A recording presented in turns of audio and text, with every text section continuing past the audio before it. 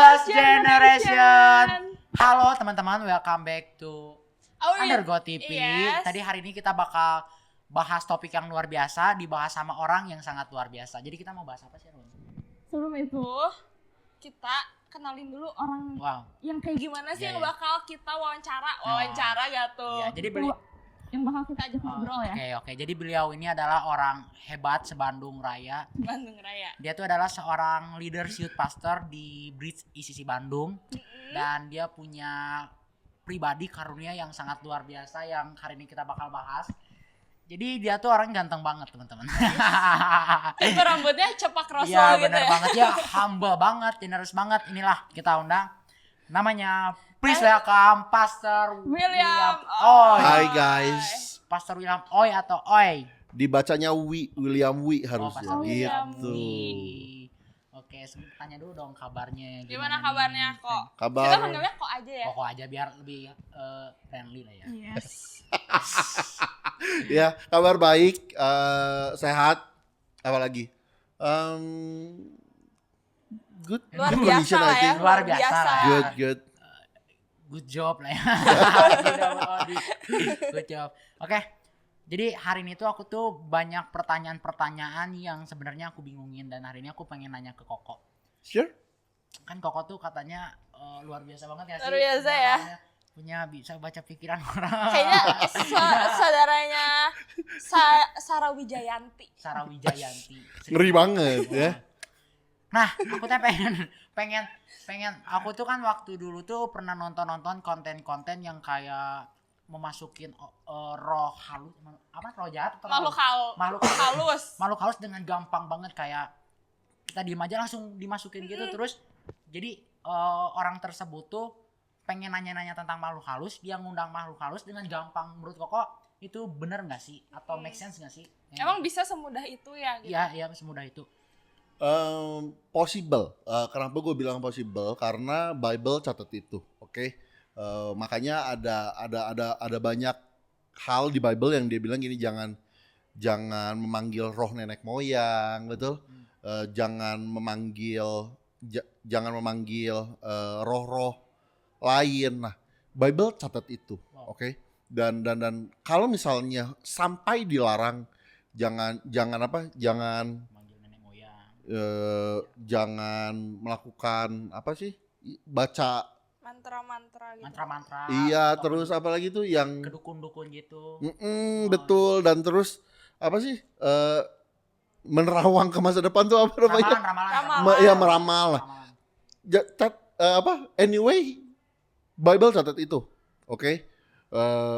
Beberapa ayat mungkin gue boleh mention, misalnya kayak di Ulangan 18 ayat 10 sampai 11 dibilang jangan seorang pun didapati mempersembahkan anaknya laki-laki dan perempuan menjadi seorang petenung, seorang peramal, seorang penelaah, seorang penyihir, kebayang gitu. Seorang pemantera yang tadi dibilang. Nah, jadi memang kalau Alkitab catat jangan sampai seseorang melakukan itu, artinya possible. Bener gak? Yeah. Makanya sampai dilarang. Jadi possible possible. Karena Alkitab catat, simple. Nah, cuman bagus gak kalau dilakukan? Of course enggak. Makanya kita bilang jangan didapati seorang pun dari kalian melakukan itu. Kok tapi kalau boleh nanya nih. Boleh Bang. Kenapa sih nggak boleh? Emang dampaknya apa kalau ngelakuin kayak gitu-gitu tuh? Oke. Karena dampaknya apa dan kenapa? Karena kita percaya bahwa kita itu punya Tuhan yang menjamin hidupnya kita, oke? Nah, segala sesuatu yang ada sifatnya dengan ramalan, oke? Pemanggilan arwah, nah itu biasanya mereka ada hubungannya gini, mencari proteksi, oke? Mencari kepastian, mencari bisa dibilang keamanan, dari mencari perlindungan sesuatu yang ada di luar Tuhan. Oke, sedangkan Tuhan yang kita sembah, yang kita tahu namanya Yesus Kristus, dia adalah Tuhan yang sangat cemburu dan sangat sangat sayang sama kita. Bahkan kalau misalnya kita bisa bisa lihat di Alkitab, bahkan di bahasa Inggrisnya dibilang kayak gini, you are the apple of my eye. Kebayang nggak? Tuhan bilang kita itu dibuat seperti biji matanya Tuhan. Tapi kebayang nggak? Artinya Tuhan tuh sayang banget sama kita dan seprotektif itu sama kita. Oke? Kalau kita kenal Tuhan sebagai Bapa yang sangat protektif sama kita, gue pikir kita nggak butuh deh hal-hal kayak gitu yang which is anyway yang sebenarnya nggak dibutuhkan juga gitu. Buat apa kita meramal dan lain-lain kalau misalnya kita punya Tuhan yang pegang masa depan kita segitunya. Iya nggak sih? Dia yang pegang hidup kita, dia pegang masa depan kita segitunya. Wow. Tapi kalau kayak cuman buat iseng-iseng doang gitu, Nah, atau jangan. mata pencaharian kan biasanya kayak gitu buat konten. Mata pencaharian, tapi udah cuman buat konten doang itu juga no ya kayaknya. Jangan. Karena tiap kali kita berhubungan dengan spirit ini, kita itu lagi mengikatkan diri dengan mereka. Oke? Makanya Alkitab bilang again and again, Alkitab bilang jangan. Kenapa? Karena memang kita lagi buka celah buat si iblis untuk masuk. Oke. Sebelum ini kok bagus banget tadi yang Koko jawab, dan sebelum kita masuk ke pertanyaan-pertanyaan yang lebih gokil banget, aku mau nanya tentang karunia Koko nih. Yang tentang katanya Koko tuh bisa melihat makhluk halus. Nah, gimana sih awal-awal Koko tahu kalau ini karunia Koko, dan apakah karena Koko bisa melihat makhluk halus kah, diganggu kah, atau gimana nih? Sebelum Koko tahu nih karunia Koko. Jadi gua itu nggak dari kecil bisa lihat makhluk halus. Nggak. Jadi gua tuh bukan keturunan gitu. Bukan nggak ada di keluarga gua yang bisa kayak gitu, nggak ada. Jadi ceritanya lumayan panjang, nggak apa-apa ya. Gak apa-apa. Jadi hari itu gua ini adalah orang yang pertama kali jadi Kristen di keluarganya gua. Wow. Oke. Jadi gua adalah orang yang pertama jadi Kristen. Jadi hari itu gue datang ke gereja, terus seperti biasa kayak kalian, kita kenal lahir baru, gue terima Yesus sebagai Tuhan dan Juru Selamat. Terus hari itu bentuknya bukan kelas, jadi gue ikut retreat lah di sisi. Wow. Nah kalau kalian kenal spiritual journey, nah dulu tuh spiritual journey itu bukan kelas, tapi retreat. Jadi gue ikut retreat itu, basically-nya pulang dari retreat itu pulang dari retreat itu gue terima Yesus, nothing happen. Wow. Oke? Nothing happen sampai akhirnya satu kali, I think itu sekitar 3 minggu setelah retreat,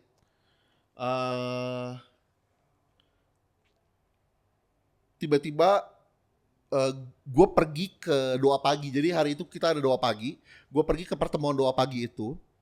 Terus di doa pagi itu seperti biasa, gue kayak kita doa pagi ngapain sih? Ya udah berdoa gitu kan. Tapi waktu satu kali gue lagi tutup mata, terus gue lagi berbahasa roh, tiba-tiba gue ngedengar teriakan di kuping kirinya gue. Gue inget banget.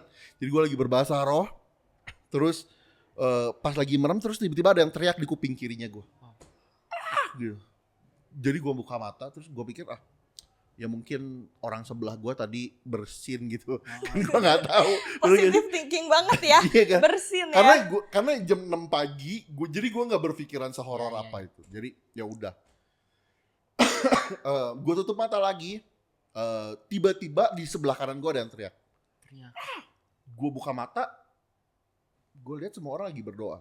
Sampai akhirnya pulang dari situ, gue nanya ke satu pastor Bridge hari itu.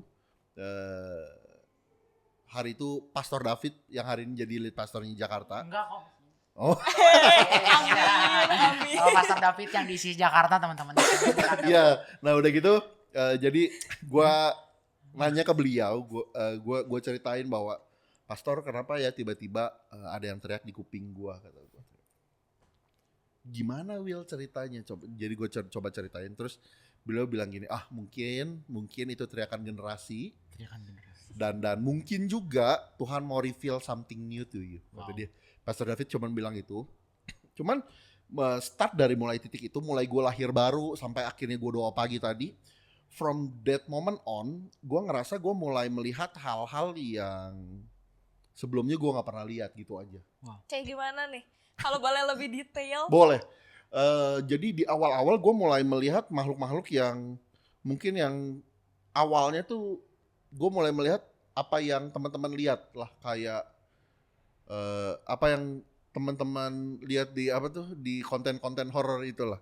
Jadi pertama kali gimana kok? Kayak lagi jalan kah atau pulang retreat itu kah? tuh ada wujudnya nggak sih? Wujudnya kayak manusia kah atau Kaget atau tiba-tiba di sini ada yang aneh gitu kan? Iya betul. Jadi gua tuh pertama kali menyadari waktu gua lagi naik motor. Jadi satu kali gua lagi naik motor. Iya, gua lagi naik motor, gua lagi mengendarai motor. Lu nggak nabrak. Nah, pas gua lagi jalan, tiba-tiba somehow gua ngerasa kayak nabrak orang. Wow. Terus kok jatuh atau gimana? Jadi gua di pengalaman gua hari itu, gua benar-benar ngerasa kayak nabrak orang, real orang. Jadi gua nabrak, gua ngerem sebisa gua lihat ke belakang nggak ada orang. Wow. Nah, pengalaman itu mulai eskalasi dan gue mulai ngeliat hal-hal lain. Nah, yang hari itu buat gue menyeramkan, oke? Mungkin gitu kali ya. Mungkin mulai dari hal itu,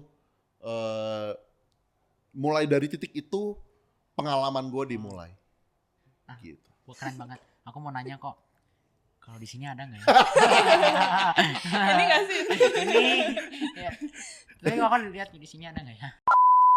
Aku mau tanya nih aku ya.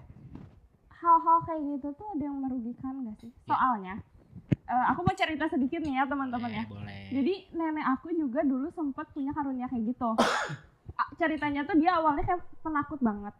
Terus tiba-tiba sama Tuhan dikasih karunia kayak bisa ngelihat, bisa tahu ini apa gitu. Terus tapi ada sisi yang sangat merugikannya.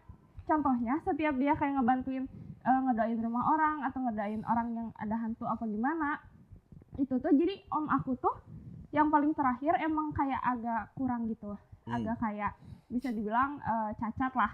Terus udah gitu tiap oma aku habis ngebersihin, habis ngebantuin orang, habis doa peperangan lah ya, kasarnya tah. Tiap pulang ke rumah om aku pasti kejang-kejang, pasti.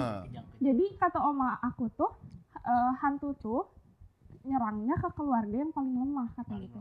Jadi itu hal yang merugikannya. Kalau di Koko sendiri gimana? Apa benar kayak gitu apa gimana?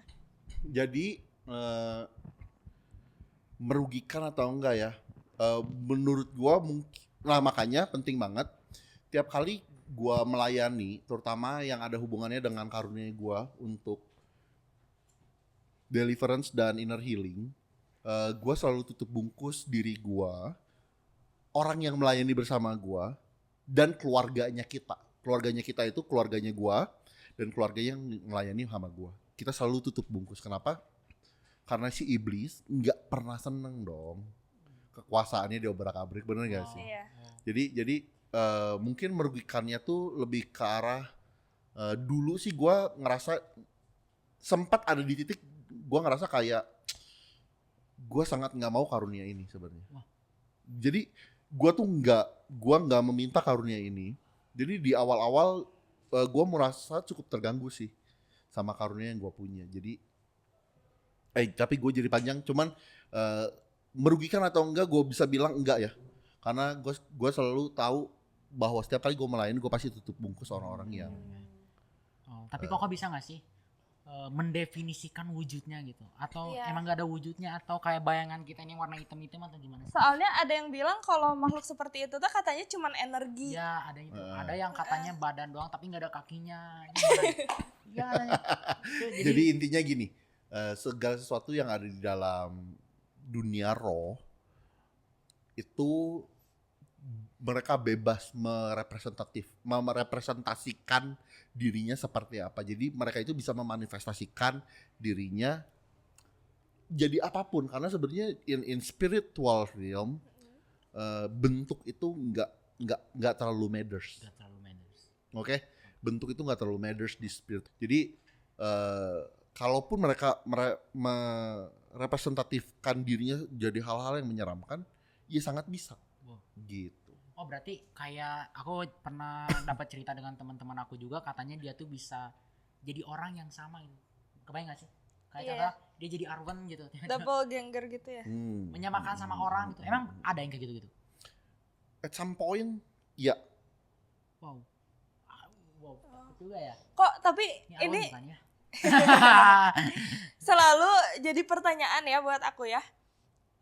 Kan hantu seperti yang kalau kita tahu nih di Indonesia kan pocong, Wah. kunti.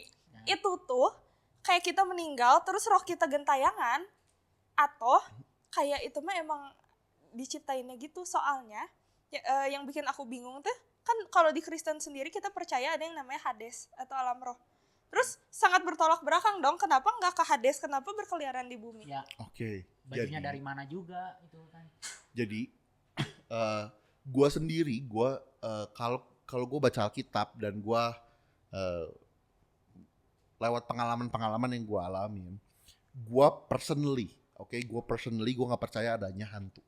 Gak percaya adanya. Gua nggak percaya adanya hantu. Jadi Oke. Hantu tuh yang gimana nih? Ya, Yang kayak definisi pocong pokok. tadi Nah, gitu. jadi gue tuh nggak percaya bahwa manusia meninggal lalu Gentayangan. rohnya bergentayangan menjadi sosok-sosok Iya, yang iya. tadi. Oke, kenapa? Karena Alkitab catat bahwa orang yang udah meninggal, oke, itu udah langsung berpindah roh, udah langsung berpindah dunia. Oh, Oke, gue coba find the verse, oke. Bentar ya. Nah, Pengkhotbah 9 ayat 5 bilang gini, karena orang-orang yang hidup tahu bahwa mereka akan mati, oke?